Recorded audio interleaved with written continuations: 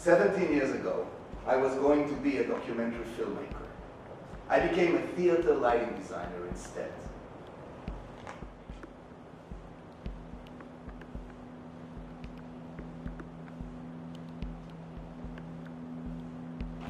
A common misconception when lighting theater is that in order to be heard, an actor has to be seen. My name is Itai Erdal. I'm not an actor. Traditional lighting convention suggests that one should be lit by at least two lights. One cold, like a light blue, and one warm, like an amber or an orange, from opposite sides at a 45-degree angle and approximately 90 degrees apart.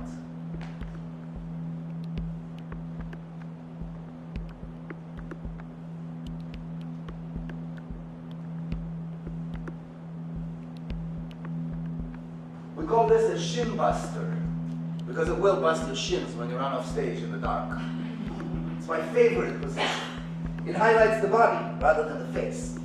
It makes for much more interesting sculptural lighting. It abstracts things and gives the image more depth, as it should be. I always said, if I had to do a show with just one light, it would be a shin buster.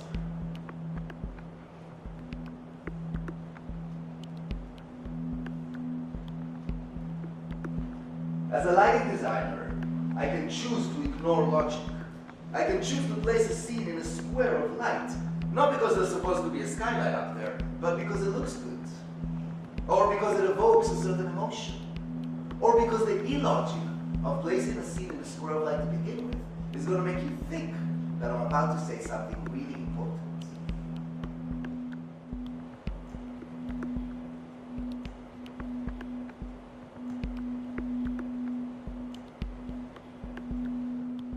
The work that I do disappears immediately, or fades away slowly, or snaps out, but it's gone. There is no set, or costumes, or lines rolling around in someone's head.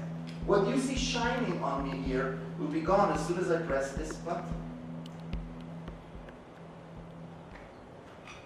That was a lighting show.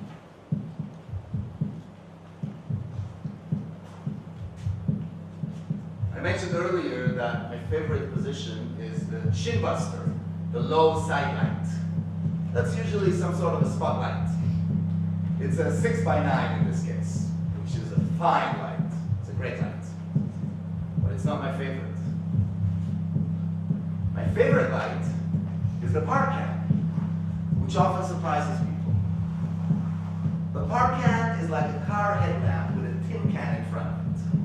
It doesn't get bigger or smaller, it doesn't get soft or sharp, so you can't put any patterns in it. Most people think of it as a rock and roll light. It's durable, it's stubborn, it spills all over the place. You can leave it out in the rain. The only thing you can do with a parcan is put a color in it. And yet, it produces the prettiest light of all theatrical instruments. The beam of a parcan engulfs an actor like no other beam. Light color temperature is measured in Kelvin degrees. The parcan is the only lamp I know that changes its Kelvin degrees as it dims. In other words, as the beam gets dimmer and dimmer, the quality of the light becomes warmer and warmer. This is a parcan at 100%. This is what it looks like at 50.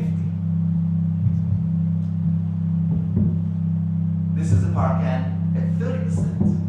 Do you see how it gets warmer and warmer? This is 20%.